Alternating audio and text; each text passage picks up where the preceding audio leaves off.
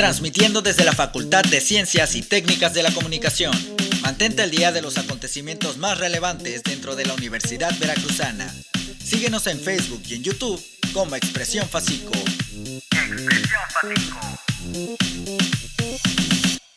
Aquí de la Facultad de Ciencias y Técnicas de la Comunicación, que nos estén escuchando en vivo en la cafetería, y buenas tardes, buenas noches a quienes de manera diferida nos estén escuchando a través de nuestro canal de YouTube o en nuestra página de Facebook. El día de hoy me encuentro con mi compañero Alejandro García, mi nombre es Santiago Echazarreta y les va a presentar el tema y a los invitados del día de hoy.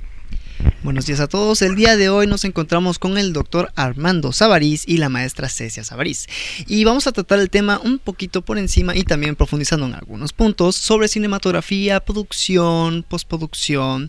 En general, pues vamos a intentar llevar este tema, ¿no? Entonces empezaríamos con la pregunta, ¿qué es? Bueno, primero que nada, buenos días a los dos. ¿Cómo se encuentran? ¿Qué tal? Muy buen día a todos. Muy bien, muchas gracias. Pues ya miércoles, entonces siente como un poquito del cansancio de la semana, pero bien padre, muy rico. El clima ya está cambiando, ya se sienten como unos aires más fresquecitos, entonces se disfruta mucho a la mañana. Ok, sí, ya se siente el ombliguito de semana, ¿no? Ahí. Pero bueno, ya entrando en materia del programa, generalmente, principalmente en redes sociales, suele haber como que una discusión sobre que si algo es cine, que si no es cine, el tipo de películas que pueden ser consideradas cine. Para ustedes, como pues consumidores de este tipo de productos y por qué no también creadores, ¿no?, de producciones, ¿qué consideran que es cine, qué no es cine? Ok.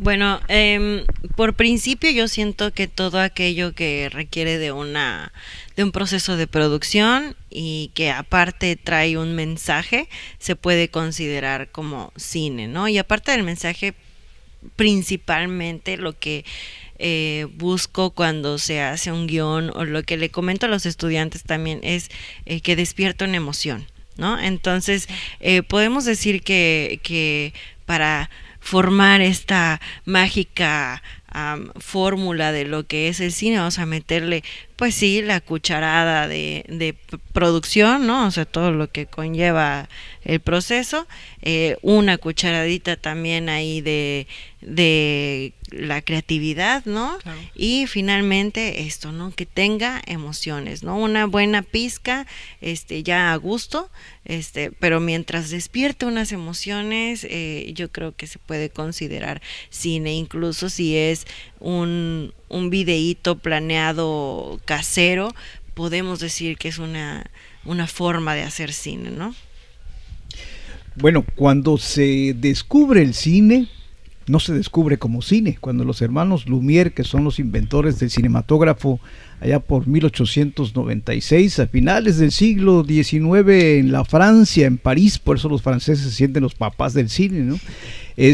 Cuando ellos crean el cine, o este aparato que hoy se llama cine, no era precisamente eso. Es un invento, es un descubrimiento físico que captaba imágenes y las proyectaba, pero los hermanos Lumière no inventaron el cine pensando en lo que para nosotros hoy significa el cine. Entonces ellos, por eso, cuando ven, agarran el aparatito y lo primero que hacen con la cámara, pues van a ver la vida cotidiana. Por eso los primeros filmes que tenemos en la historia del cine, los archivos, son la llegada del tren, ¿no? Van y la llegada del tren, el regador regado, o sea, lo que estaba pasando en el contexto. Y así pasaron muchos años, algunos lustros, hasta que de pronto llegó un señor que era teatrero, que era prestidigitador, que era mago, que todos lo conocemos, maravilloso, que se llama Georges Méliès, también francés. Y Méliès, él se le ocurre, ¿no? Decir, oye, pues esta cosa puede servir para contar historias, ¿no? Y entonces Georges Méliès, él agarra y empieza a construir los primeros estudios. Era una cosa así como invernaderos, y él ahí captaba la luz y hacía los primeros trabajos y empieza a contar historias y retoma historias de, por ejemplo, de Julio Verne, ¿no? Con aquella, todos conocemos y recordamos esa imagen cuando promocionan a Georges Méliès, nos cuentan la historia de Georges Méliès, de cuando el cohete llega y se ensarta, digamos, se incrusta, ¿no? en la cara de la luna, ¿no? Sí. El viaje a la luna, y ahí se va, ¿no? Pero este señor es el primero que se le ocurre decir que el cine sirvió para contar historias,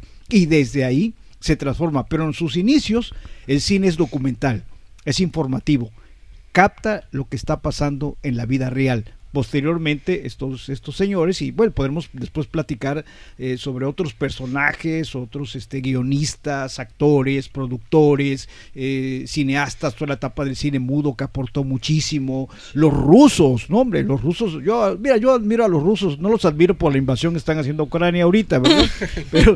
pero sí, a los rusos sí les tengo mucho respeto en los estudios de teoría del lenguaje y en los estudios sobre teoría del cine, sobre teoría de la imagen, como grandes estructuralistas que son. Y claro, nuestros estudiantes que están ahorita con la garnacha, la torta y la empanada, ahorita ahí saben cuando les estoy hablando de teoría, porque ellos saben lo que es estructuralismo, lo que es estructural funcionalismo, y saben lo que es teoría crítica, y saben que el estructuralismo tiene que ver con el análisis, con la forma en que se explican las teorías de la imagen a través del cine, ¿no? Sí, muy, muy interesante esto que comenta, ¿no? Sobre todo de los hermanos Lumière y cómo hasta después de que ellos crean el cinematógrafo comienza a verse como una herramienta para contar historias más allá de la cotidianidad, ¿no? De hecho, los hermanos Lumière no tenían como que no creían mucho en el futuro de este invento. Las proyecciones que realizaban, ¿no? Para exponer sus trabajos eran en salas pequeñas y pues llenas de, digamos, profesionales en algunos campos, ¿no? Académicos, científicos, no estaban abiertas a un público tan amplio. Y sí, definitivamente creo que los rusos han hecho muchos pues que será aportaciones, ¿no? No solo a la cinematografía, a muchos campos en general, pero siento que margen de lo que ustedes crean, ¿no? Muchas veces se pierden este tipo de avances, ¿no? Solemos creer que Estados Unidos o Francia o otros países de Europa son como que los que impulsan este tipo de medios, pero hay muchos más países, incluso pues hay muchas joyitas por ahí también en el cine asiático, ¿no? Que se quedan perdidas en el tiempo. Sí, exacto. Bueno, creo que todo aquel que tiene algo que decir tiene un espacio en el cine, ¿no? Entonces eso es lo importante, el vivir cosas que te den algo que decir. Y si alguien ha vivido cosas es México, ¿no? Entonces México también ha aportado muchísimo al cine, siendo un país tan rico en un montón de cosas. O sea, pensar nada más que tenemos todos los ecosistemas, que tenemos todos los climas a lo largo de nuestro territorio. O sea, imagínense todas las historias que da, además de la magia que surge de nuestras culturas originarias, ¿no? Y todo lo que tienen que contar, que fue coartado, ¿no? Durante la colonización, pero que aún están por ahí esas historias y que hay quienes pueden interpretarlas y que las llevan al cine, ¿no? Y que, repito, si hay un mensaje, si despierta emociones, podemos hacerlo cine, ¿no? Entonces creo que es esta plataforma del cine la que ha permitido que perduren estos mensajes, que perdure esta cultura, ¿no? Que nos permitamos escucharlos, y como dicen, quizás no eran salas tan amplias, de hecho era una atracción circense, ¿no? Porque dijeron, ay, miren esta cosa curiosita que tenemos aquí, ¿no? Sí. Y de hecho no bien acreditada, un poco mal vista. Ajá. Donde, por ejemplo, cuenta Luis Buñuel, el gran cineasta español que hizo mucho trabajo en México y que nos dejó mucha escuela, ¿no? Y dice Luis Buñuel que su mamá, sus papás no querían que él fuera cineasta. Pues no. En un libro que tiene que se llama Mi último suspiro, dice que su mamá le decía que ser cineasta era como ser un saltimbanque, como ser alguien, como un vago, como una gente de feria. Entonces no era muy digno para ellos, ¿no? Sí. Y bueno, pero finalmente, como los papás siempre consentimos a los hijos, aunque no nos guste lo que hagan, finalmente su madre, ya se rieron, ¿verdad? ¿Qué? Sí, les pegué, ¿verdad? Finalmente su madre le va a financiar el primer cortometraje a don Luis Buñuel, ese gran cineasta, ¿no? Sí. Muy agradecida confundida con la mamá de Luis Buñuel. Claro. Pero sí, yo creo que es importante tener algo que decir, tener un mensaje y pues aprovechar el cine, ¿no? Luego muchos dicen, ay, es que ¿cómo le voy a hacer? Porque si quiero, pues ya empiézale, ¿no? Ya hay que empezar. Si quieres comunicar algo, dale, ¿no? Si hay oportunidad, iniciar. dale, ¿no? Así es. Sí, exactamente. Pues básicamente el cine es una forma de expresarse, ¿no? Y hablando un poquito de esto y el internet, enlazándolo un poquito, realmente ya hoy se consume de una manera diferente el cine. Vamos a hablar específicamente del streaming. ¿Ustedes cómo piensan que el streaming, es decir, el Netflix, el HBO, el Prime Video, cómo es que afecta al cine tradicional? ¿Realmente si es diferente o no? ¿Qué es lo que opinan ustedes respecto a esto? Mira, primero vamos a analizar que cuando surge el cine como un medio de comunicación y como un medio que tiene un lenguaje, claro, y uno de los lenguajes más completos, ¿no? El cine cuando surge, bueno, solamente es imagen, ¿no? Okay. Sí. Y entonces esta solamente esta proyección nada más de la imagen, y que incluso cuando se proyectaban las películas había en vivo un pianista que estaba musicalizando, ¿no? Se estaba proyectando la película y había un pianista que estaba tocando ahí para acompañar en vivo la proyección de la película, ¿no?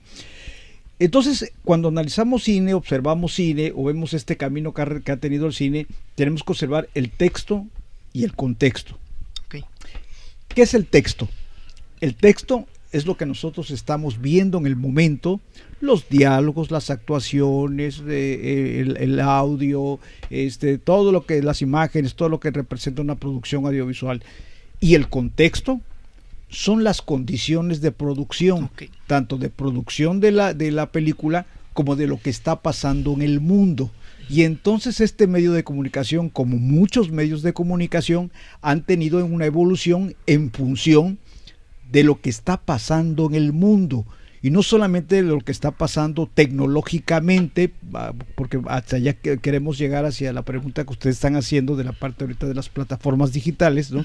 Sino que también de lo que está pasando culturalmente, políticamente, la velocidad en que se está moviendo la sociedad, que esto claro, es lo que cambia. Entonces, porque para poder entender un poquito, por ahí hay un libro que se llama, son varios artículos que se los recomiendo mucho, sobre todo a los estudiantes de comunicación, que se llama Comunicación en Mutación, ¿no? Que es una evolución, un cambio. Y bueno, y entonces se habla, así como en un momento el cine fue mudo, de pronto apareció la banda sonora y fue un trauma para los productores, para los propios actores, todo el propio Chaplin, Charles Chaplin, el gran maestro del cine mudo, él mismo reconocía que le daba mucho miedo pasar a la etapa sonora, ¿no? Y de hecho ya no hizo prácticamente nada, hizo 2, 3 filmes, pero ya él prácticamente se retiró, ¿no? Él fue en esa etapa. Y de ahí el cine tecnológicamente fue evolucionando mucho. Hace rato que mencionaban de Estados Unidos. Estados Unidos lo que ha tenido es que tecnológicamente, en lo que se refiere a producción, sus grandes aportes, esos cuando ellos empiezan a hacer los grandes largometrajes, ¿no? Sí. Que antes era muy difícil hacer largometrajes, hoy nosotros lo vemos con mucha facilidad, pero antes hacer un largometraje, aparte de caro, era artesanal y era larguísimo el proceso. Lo que hoy estamos viendo en plataformas, hoy es más fácil con un celular, podemos hacer una producción. Sí. Con un celular. Así como hoy podemos tener un periódico digital también de manera muy, muy, muy económica y todo. Ahora el reto no es cómo hacer cosas. Ahora el reto es cómo competimos con la gran cantidad de cosas que vamos a encontrar en las plataformas. Entonces claro, el reto es calidad, es cómo contar las cosas, cómo estructurar una narrativa. Como decía en algún momento, me parece que Orson Welles, ese gran director de cine de Ciudadano Kane, ¿no? Dice, detrás de una cámara, ¿no? Debe estar el ojo de un poeta. Claro. Sí. Ok. Bueno, creo que en las plataformas de streaming nos ha permitido también que se amplíe esta visión de apreciación, ¿no? Del trabajo y de la producción. existe una mayor exigencia en las producciones, por ejemplo, de series, y que se van acercando a esta realización cinematográfica, ¿no? Claro. Las personas encontramos quizá... bueno, ya que estamos consumiendo muchas más series, porque también surge este fenómeno de que como queremos rápido, que nos den algo, ¿no? O sea, necesitamos... El siguiente episodio, la siguiente temporada. El cine...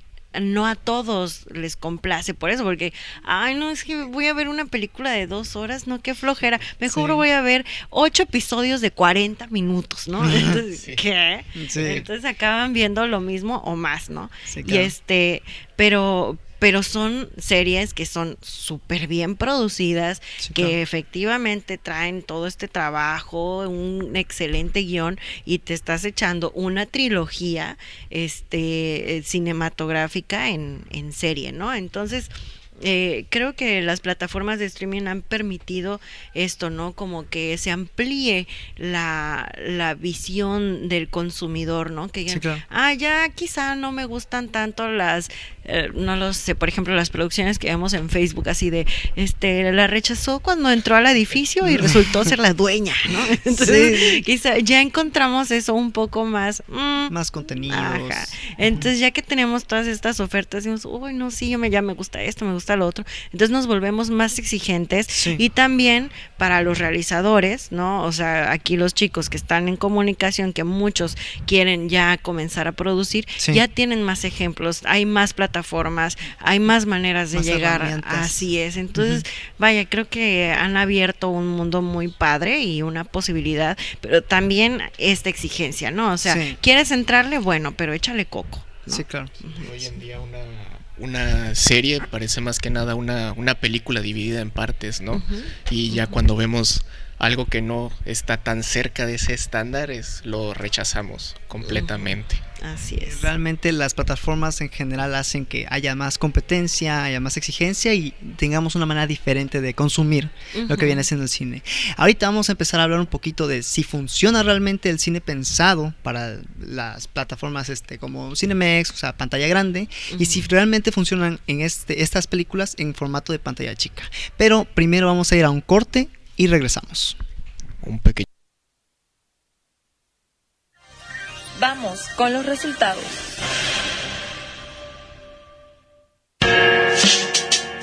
El día de hoy tenemos un sondeo que se realizó a un grupo de alumnos que se dedican a la realización de productos audiovisuales. Y las preguntas son las siguientes. ¿Cuáles son los procesos para realizar una producción audiovisual? Lo primero que diría es que un guión, una escaleta, y pues ya sabes, de que tener un tripié, tener buenas luces, tener un mood board. Un mood board es como dónde es el spot, el stylist que voy a usar y ese tipo de cosas. Bueno, los procesos que yo llevo a cabo son la preproducción, la producción y la postproducción. Sí, pues la preproducción, producción y postproducción.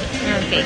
Ajá, pues la organización, la preproducción, la producción y ya la postproducción, y ya luego se lanza el video. Claro, es la preproducción, producción, postproducción, cada una con sus diferentes fases y partes, ¿no? ¿Has tenido alguna experiencia en alguna producción? He participado en aproximadamente 5 o 6 cortometrajes, y entre ellos también he hecho uno propio. Sí, recientemente hago cortometrajes y demás cosas y ayudo a amigos. Claro, ya he estado en en cortometrajes, en videos propios de YouTube y pues en uno que otro diminuto comercial, pero sí. Sí, la página de la Facultad de Expresión Fásico, yo he editado algunos de los productos audiovisuales que se han presentado como notas informativas. Entonces esa es la experiencia que tengo, más las experiencias educativas. Okay. Como tal, nada más uno que otro doblaje en el que haya participado. ¿Qué opinas sobre las nuevas plataformas de streaming como Netflix o Disney Plus? Me encanta. Yo soy muy fanática de las películas y del cine hollywoodense. Entonces yo crecí con Disney y pues me encanta, me fascina. Me encanta que pueda haber enredados así de la nada. Okay. Bueno, yo creo que son de gran importancia desde la pandemia, más que nada porque pues las personas empezaron a utilizarla aún más.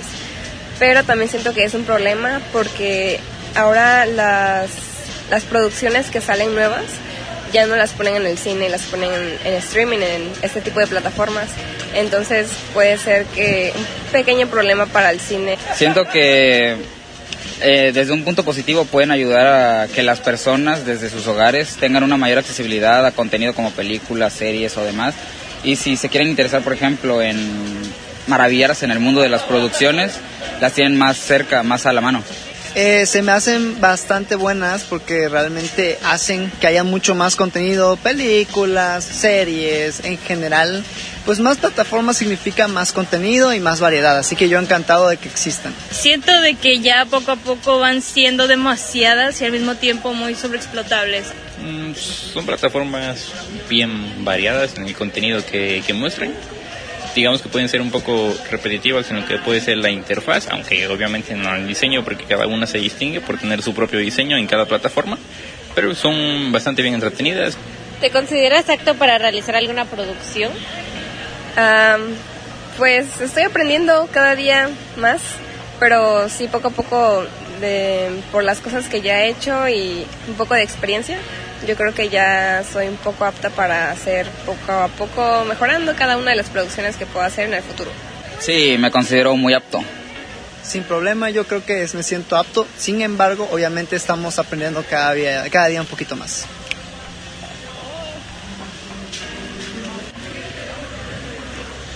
Siento de que podría mejorar, pero no apta todavía. Sí, realmente sí, no una producción a mayor escala tipo hollywoodense, pero sí una producción ya sea local o que sí cuente con un presupuesto ahora sí estándar. Pues yo digo que en formación, en proceso, aún no diría que hoy soy la gran productora para nada. Yo creo que voy en tercer semestre, entonces aún me falta seguir, pero espero que en algún momento sí sea apta para una producción. Por el momento, a gran escala, no, ya que apenas estoy en proceso de aprendizaje, entonces ando todavía en ese proyecto de ver, planificar, saber qué es exactamente lo que busco para poder lograr una buena edición. Ok, bueno, muchas gracias, eso sería todo. Gracias. No, todavía no. Okay. No. La mayoría de los estudiantes respondieron de una forma muy segura y asertiva a las preguntas que se les realizó. Esto es todo por el sondeo de esta semana. Para Podcast Facico, Francisco Delgado y Guadalupe Albendaño.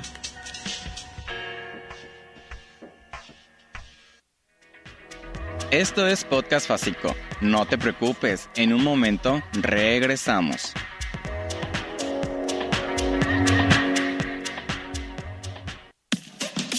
¿A que no sabías que...? El lenguaje cinematográfico es el medio por el cual una historia es contada y comprendida. Los elementos del lenguaje cinematográfico son los componentes que el director de una película utiliza para contar su historia. Esto está compuesto por la superposición de los siguientes elementos: el espacio, el ritmo, el movimiento, el sonido, el montaje, la iluminación, el tono y el color. ¿Ya tienes tus snacks? ¡Corre! Eso es Podcast Facico. Continuamos.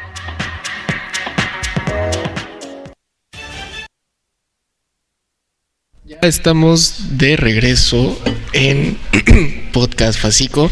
Estamos con el doctor Armando Sabarís, con la maestra Cecia Sabarís.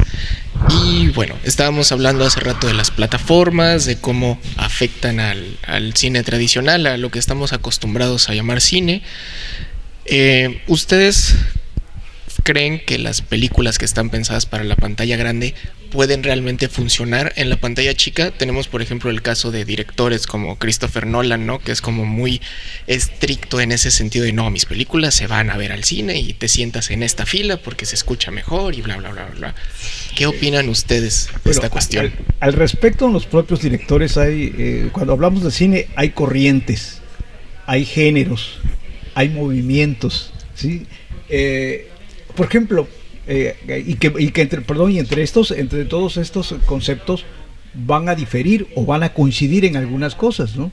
Y se vale, qué padre que es el cine así. Imagínate que fuera cuadrado, ¿no? Que todos estuvieran en la misma sintonía, ¿no? O el mismo Martin Scorsese, ¿no? Que él está en contra de las películas de acción, de las Marvel y todo esto. Él dice que no es cine, ¿no? Hay otros que dicen que sí, pero bueno.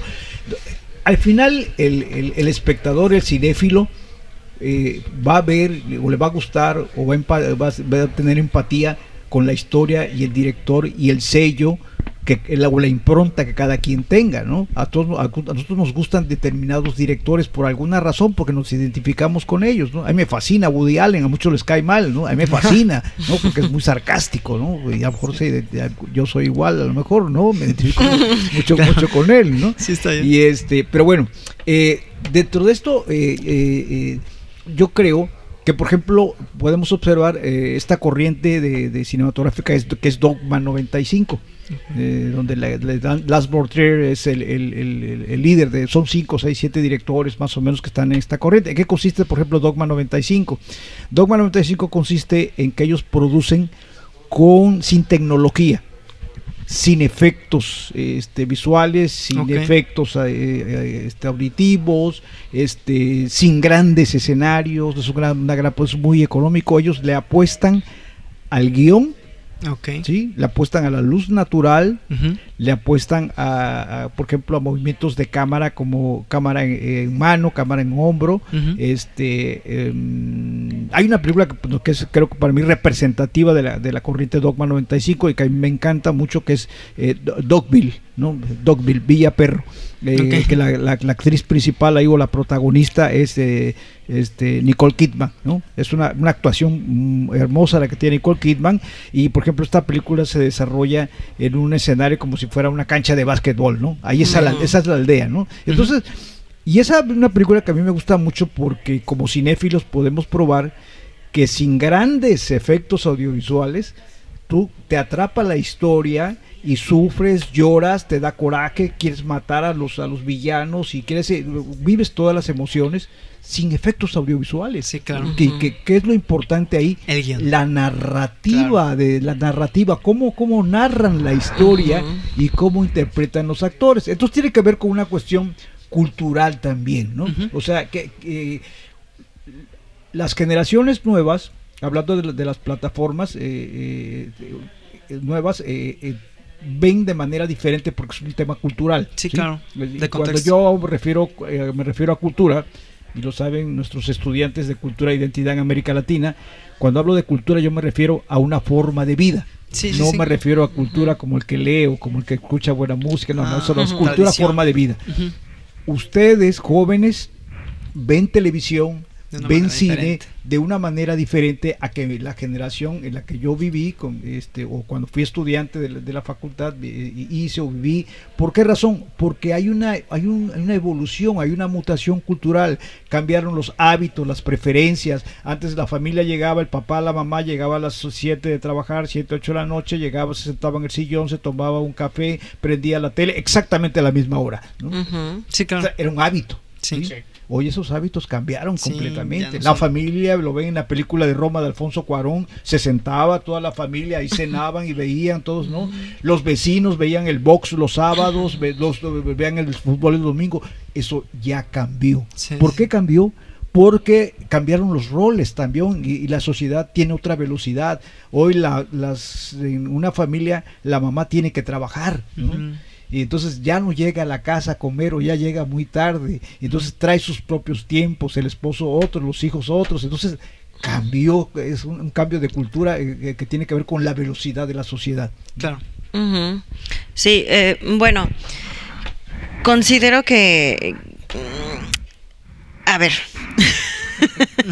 es que me perdí un poco pensando precisamente en esto de los hábitos, porque al final el cine es ritual, ¿no? Ritualístico, ¿no?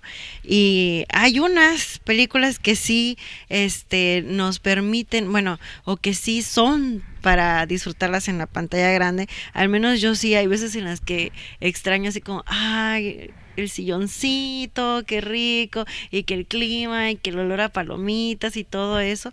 Pero al final el buen cine se puede disfrutar también en casa, se puede disfrutar en el teléfono, ¿no? Que esa es otra posibilidad que nos está permitiendo las plataformas de streaming e incluso YouTube o Facebook, ¿no? También, pero sí hay directores muy necios, sí.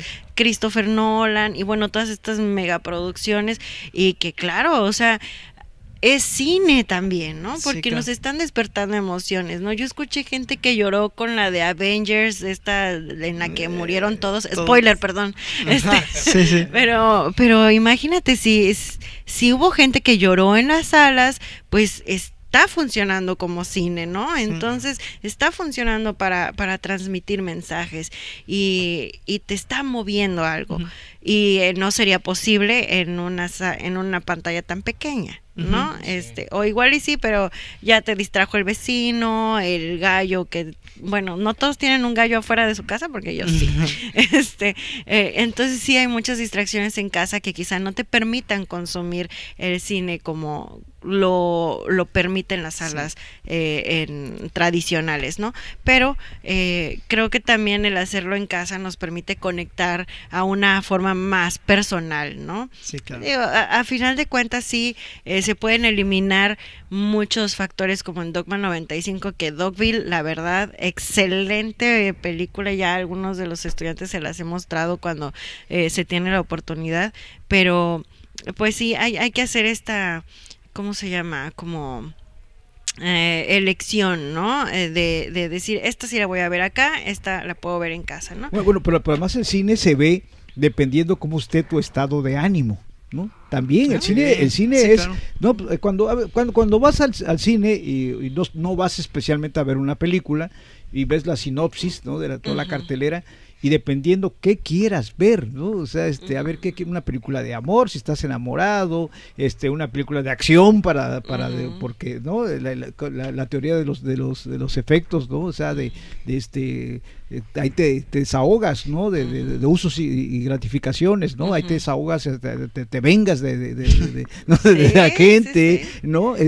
Dependiendo qué necesites ver, ¿no? Claro, hay producciones que, repito, tienen que ver con la forma de ser de nosotros. Yo en lo personal, por ejemplo, y luego tenemos discusiones ahí familiares, ¿no? Sí, pues, claro, discutimos en la familia, ¿no? Sí, como todos. Y todos somos cinéfilos, ¿no? Sí. Pero y yo en lo personal no soy tan fan de las películas de Marvel, ¿no? Okay. Que creo que hasta eso, Christopher Nolan, cuando empezó a hacer Batman, convirtió a Batman inteligente. Sí, era bruto. Sí, no, los diálogos. Ah, claro, sí. No, los diálogos se traían de Christopher Nolan. Cuando yo vi de Batman y ya el guionista fue Nolan, dije, canijo, o sea, ya este cuate lo transformó. Y entonces hizo buen cine, o sea, no solamente era ver un muñeco que está 5 minutos de papacá y pañón y y pasa otro y otra vez, y entonces ves una película de 1:30, 2 horas, donde 2 muñecos se están golpeando durante toda o a los 5 minutos explotaron 100 carros, 300 edificios, y es de Christian Bale, ¿no? Sí, y esa es la emoción. Entonces, ¿cuál emoción? Sí. Dice Carolina Rivas, una directora de cine, que eso es pirotecnia, ¿no? Sí, claro. Sí, hay que ver, va, hay héroes, hay villanos, hay explosiones, hay matanzas, lo que quieran. Pero yo en lo personal soy un poquito romántico en esa parte. Yo valoro muchísimo la estructura de una buena narrativa, claro, de un buen guión. Si hay una buena narrativa, casi que ni es necesario tener tantas explosiones o pirotecnias. Sí, un poquito sí. No, es que por ejemplo, es que estas son las discusiones que tengo, porque, o sea, yo tampoco soy muy de explosiones, de pirotecnia, de que, ¿y cómo salió volando ese carro y explotó en el aire? O sea, ¿cómo se hizo eso? ¿Qué rayos?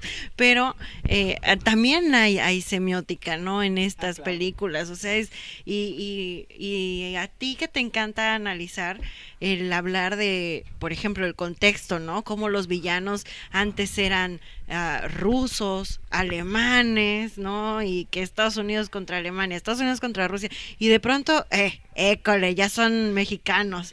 ¿Y a qué se dedican los mexicanos, no? Entonces, o sea, imagínate, ¿no? ¿O somos narcos o qué, no? somos mariachis o luchadores. Migrantes, así es, si la en otro lectura, lado somos ¿no? agricultores. Justo. Sí. Entonces, toda esta lectura de las películas de superhéroes o de las películas de acción, por ejemplo, Rápidos y Furiosos, ¿no? También, y que empezaron ya a meter a más personajes latinos, nos permite leer el contexto, ¿no? Nos permite saber cómo cómo está respondiendo la sociedad y también cómo el cine lo está proyectando. Entonces, yo intento enfocarme más en eso cuando vemos una película de acción y claro, en la satisfacción de, ay, sí, ya lo mato. Así como, sí, mátalo por tu perro, vamos, ¿no? Entonces, véngate. Bueno, y algo bien padre, bien interesante también que tiene el nuevo cine o el cine contemporáneo es los temas de inclusión. O temas que durante muchos años o toda la Guerra Fría, por eso siempre cuando analicemos cine tenemos que ver qué está pasando en el mundo, ¿no? Claro. Cuando decimos que este mundo cambió fue cuando llegó el primer papa no romano al Vaticano, ¿no? Un papa polaco que traía otras ideas, nos transformó el despegue de las tecnologías, la caída del muro de Berlín. ¿Y eso qué tiene que ver con el cine, no? Pues claro, la gente despertó, ¿no? Despertó y exigió a la sociedad nuevas propuestas, ¿no? Y entonces cuando hoy vemos, por ejemplo, cuando en la Pantera Negra, ¿no? ¿Cuándo íbamos a ver que un héroe fuera negro, ¿no? Sí. Y entonces hay un negro, ¿no? Y entonces, ahora mujer. Sí, mujer, ¿no? Un héroe negro y protagónico además, ¿no? No es el compañero de alguien más. No, y luego la su mujer, propia ¿no? historia. Una mujer también, la inclusión, los temas interesantísimos que antes no se podían tocar porque dividían, imagínate, cuando Luis Buñuel proyectó Los Olvidados, ¿no? La iglesia y el gobierno lo querían apedrear, casi lo apidaron, ¿no? Lo insultaron por haber presentado esa cosa tan fea, ¿no? Y en Europa lo estaban reconociendo a Luis Buñuel. Bueno, hoy los temas de sexualidad, ¿no? Hoy ya en las proyecciones, en las producciones aparece, hay una diversidad sexual, ¿no? Ya no solamente son binarios, ya hay y ya no solamente como se hizo en los años 70 y 80 cuando empiezan a reconocer la diversidad sexual, pero de manera sarcástica, de manera burlona, no sin respeto, ¿no? Sí. Y entonces hoy ya se ve como parte de que ya es una como parte de la inclusión, ¿no? Y de personas que tienen derechos humanos que están reconocidas en diferentes legislaciones en diferentes países, aunque todavía hay países que por razones morales, religiosas, no lo aceptan, ¿no? Pero en la mayor parte del mundo el cine contribuye muchísimo a este tipo de propuestas o de discursos. Para mí, el cine que no trae un discurso, para mí no sirve, ¿no? Claro. Eso sí es cierto. Sí, esto que mencionan de las personas con diversidad, pues, sexual, no sexogenérica y todo esto, muchos pues detractores de esto de la inclusión siempre toman ese referente como de, no, es que siempre han estado, ¿no? ¿Por qué ahora más y así? Pero no se detienen a pensar a lo mejor en el hecho de que antes era una sátira de ellos, ¿no? Era una burla. Sí. No es lo mismo burlarse de alguien a incluirlo, integrarlo en una historia, ¿no? Darle un desarrollo a su personaje, diálogos interesantes, que no sea solo un alivio cómico. Claro, mira, por ejemplo, en toda la época de oro del cine mexicano, si analizamos la época de oro, que es una época de oro, no sé si conservadora, a mí se me hace demasiado desde las teorías funcionalistas que servían entonces en el momento del cine, o el Estado lo utilizaba para mantener cohesionada la sociedad. O sea, cuando hablo de esto es para que no pensara diferente a lo que le estaba diciendo la iglesia o lo que le estaba diciendo el Estado, ¿no? Y entonces chequen la época de oro del cine mexicano, díganme una película en donde haya una persona homosexual. No hay. ¿Y qué nos presentan todas las películas? La familia nuclear y el modelo de una familia, el papá con ciertos roles, la mamá con ciertos roles, la hija con ciertos roles y el hijo con ciertos roles, ¿no? O sea, eso es una teoría, desde la teoría funcionalista, de la matriz teórica social funcional, estructural funcionalista, era para mantenerte social. Si tú hacías algo diferente, ¿no? En términos de Emily Durkheim, el gran sociólogo, si tú hacías algo diferente a lo que te decía las instituciones, entrabas a una situación que se conoce como anomia social, estar fuera de la norma, que es lo que decía Emily Durkheim, ¿no? Pero vaya, es muy interesante, pero el cine es provocador. Sí, el cine te provoca, ¿no? Y todavía y cuando se empiezan a aparecer hablando las personas de sexualidad, cuando aparecen los homosexuales en los años 70, 80 con el cine de ficheras, ¿no? Que a mí me encanta, ¿no? Pero porque no, hombre, me río muchísimo, ¿no? Y me encantan los albures y todo eso, ¿no? Uno de barrio, ¿no?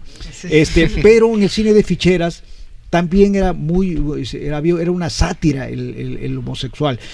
Creo que quien voy al buen cine, quien en México va a empezar a hacer cosas y va a plantear este tipo de temas sociales que nos negábamos a ver, es Jaime Humberto Hermosillo, director de cine.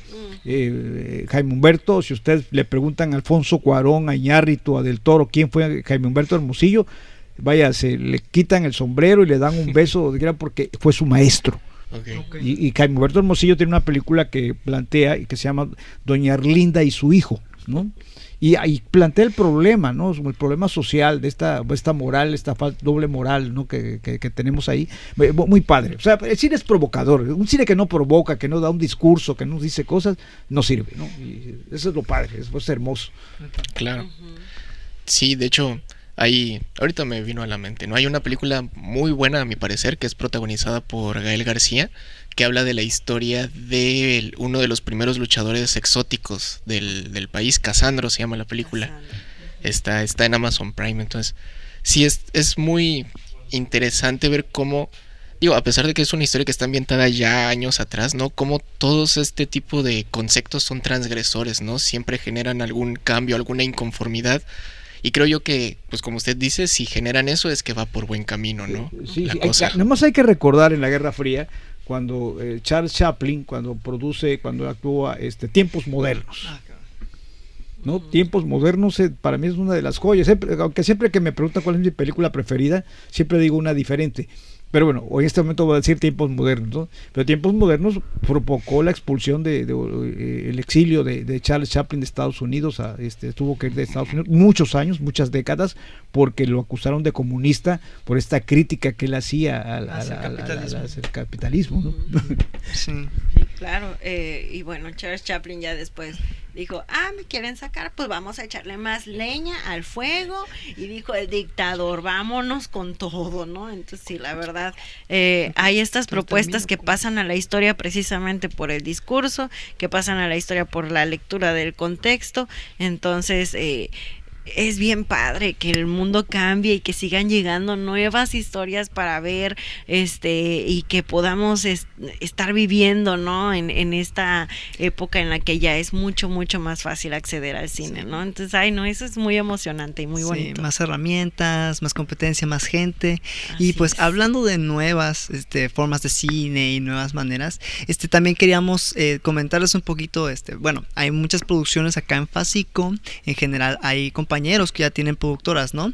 Pero para las personas que no las tienen, ¿ustedes qué les recomendarían ver, leer, escuchar o para realizar, en general para realizar una buena producción de un cortometraje? Pues lo primero creo que es vivir.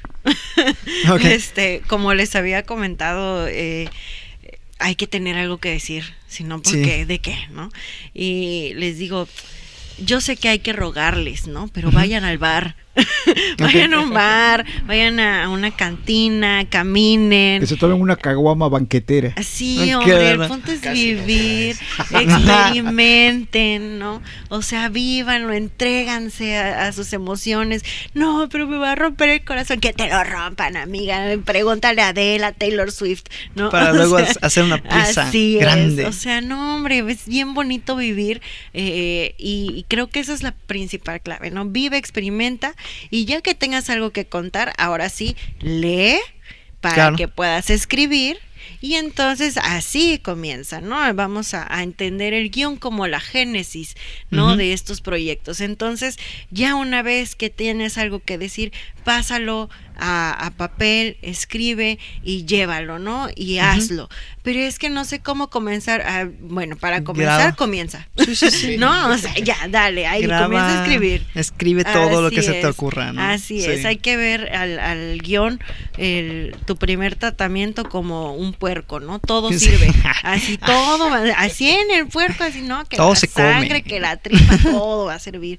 Ay, ves que no sé si esto está bien escrito. Sí, pues pasa. Si no, pues ahí lo vas desechando, ¿no? Sí, mejorando. Pero todo, escríbelo y pásalo. Que si lo soñaste, escríbelo, ¿no? Sí. Hay gente que ya tiene este hábito de tener una libreta al lado de la cama por si sueñan algo y dicen, no, que no se me olvide, ¿no? O sea, pero el punto es esto, ¿no? O sea, vive para que tengas algo que contar, algo que decir, y a partir de ello ya vas a poder armar pues un guión, ¿no? Uh-huh. Y ya de ahí pruébalo y bueno, ya lo veremos en clase de guionismo, ¿no? Claro.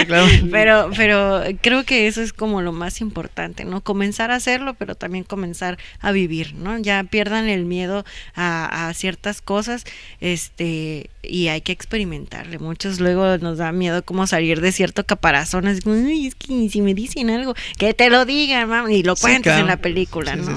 Sí, por ejemplo, lo que dice Cecia, Tim Burton, alguna vez fuimos a una exposición de Tim Burton y él tiene un espacio, una sala donde expone puras servilletas de restaurantes o cartoncitos de esos de bares o blogs, hojitas de los blogs que te dan en los hoteles, porque donde a él se le ocurría algo, una idea, un personaje, lo empezaba a dibujar y entonces lo conservó y hay una exposición, ¿no? Eso cuando dice lo tiene una idea, escríbela. Ahora, en una producción audiovisual todo empieza con un guión. Todo empieza con... Si no hay guión, no hay historia, ¿no? Antes no había guión, cuando empezó el cine no había guión, porque no había la tecnología o no se necesitaba, ¿no? Dicen que Charles Chaplin llegaba y decía, vamos a hacer esto, y sin guión les indicaba qué iban a hacer y grababan, y por eso sí, tenían que grabar un montón de veces, ¿no? Pero muchas veces, filmar más bien, ¿no? Filmar un montón de veces y era otra cosa, ¿no? Pero bueno, ¿cómo producir una idea, cómo llevarla al papel, cómo llevarla al guión? Hacer uso de todos nuestros sentidos. Okay. Y administrar nuestros sentidos. ¿A qué me refiero? Saber escuchar. Escuchen los pájaros, escuchen cómo suenan los carros, escuchen cómo suenan las hojas, escuchen todos los sonidos. Saber ver. El comunicador ve lo que los mortales no ven. Nosotros los comunicadores vemos diferente, vemos lo que está detrás de. ¿Por qué? Porque nosotros vemos signos, nosotros vemos significados. Los comunicadores sabemos tocar, los comunicadores sabemos hablar, los comunicadores sabemos interactuar, sabemos hacer equipo. Y entonces cuando tenemos todo esto, si nos subimos al microbús, disfruten el microbús o el autobús. ¿Cómo maneja un chofer de autobús? ¿Cómo viste la camisa? ¿Qué música escucha? Cuando traen camisa. Claro, ¿cómo huele? El cine se huele. Sí, el cine se huele, ¿sí? El cine se huele, o sea, huele bonito, huele asqueroso, ¿no? Sí, claro. Una tienda, cómo se comporta un abogado, cómo camina, cómo viste, cómo gesticula. Eso es material para empezar a escribir. Si no vivimos, si no observamos, si vamos en el autobús, si vamos con el teléfono y viendo quién nos da like, sí, chequenle, pero tengan sus momentos, administren sus momentos para ver sus likes, ¿no? Y si nos dan like, pues qué bueno, nadie nos quiere, ¿no? Pero administrar, observar lo que está pasando en el contexto, ¿no? Porque sí, claro. ese es el material, la materia prima del guionista, ¿sí? Y el guionista, si no hay guión, no hay fotografía. Si no hay guión, porque el fotógrafo va a decir, ¿qué escena quieres? Interior, exterior, ¿no? El director de arte va a decir de qué color quieres, dónde va a partir la paleta de colores. Esa es otra. Vean arte. Si ustedes checan, todos los grandes fotógrafos de cine han sido preparados, tienen experiencia, tienen estudios en arte. O en la Academia de San Carlos, todos tienen. ¿Por qué? Porque cuando hagan una carpeta de producción, lo primero que van a hacer es partir de una corriente, de una paleta de colores, y entonces hay que saber de cuál va a ser la tendencia de tu película o de tu corto, qué colores, del muralismo mexicano, ¿no? Del expresionismo alemán, ¿no? O sea, de ahí tiene que partir. ¿Por qué? Porque los colores nos dan una sensación, nos dan una temperatura, ¿no? Nos dan un estado de ánimo. Entonces todo eso, por eso tenemos que observar. Claro, sí. Estar atentos, ¿no? A todo. Pues muchas gracias, doctor Armando Sabaris, maestra Cecia Sabaris. Definitivamente creo que quedan muchas cosas, ¿no? De las que podríamos hablar, pero pues sabemos que tienen pues agendas ocupadas. Ojalá en algún momento se pueda dar una segunda parte, ¿no? De esta charla. Jalo. Sí, porque habría que hablar de corrientes cinematográficas, de géneros, de directores, ¿no? Hay que hablar de directores, hablar de fotografía, y hablar sobre estas corrientes de cine, cuáles han sido las mejores películas y el texto y el contexto de estas películas, ¿no? Que tenemos que ver, ¿no? Porque hay que conocer el cine clásico para poder comprender el cine contemporáneo. No hay director contemporáneo que no tenga una influencia de un clásico del cine. El que quieran ustedes, en este momento que es su mejor director, forzosamente trae una influencia de Alfred Hitchcock, ¿no? Forzosamente trae una influencia de Bergman, forzosamente trae una influencia de Woody Allen, o de Scorsese, o de la musicalización, ¿no? Sí, ¿no? O sea, ¿qué ha pasado con la música en el cine? ¿Quién fue Ennio Morricone, ¿no? Que acaba de morir hace poco, ¿no? Cine mexicano bueno que no conocemos. Actuación. Creemos que, ¿cómo se llama esa horrible película que fue la más taquillera en el 2019? Que no manches Frida. En serio, fue la película más taquillera en el 2019. Claro. Yo intenté verla. Increíble. Sí, intenté verla en televisión, no la aguanté. 15 minutos fue lo que la aguanté. El cine mexicano está teniendo un muy buen auge. Este año está rompiéndola. Sí, ese es otro tema, el cine mexicano, las actuaciones.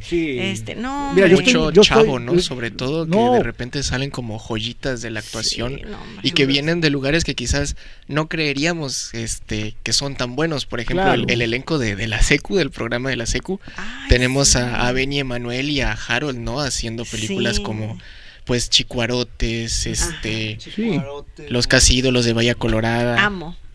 Está genial esa película. Sí, yo digo, les recomiendo que vean, que si quieren ver buen cine, tocando temas delicados, bonitos, de una forma sutil, y digo, qué narrativa.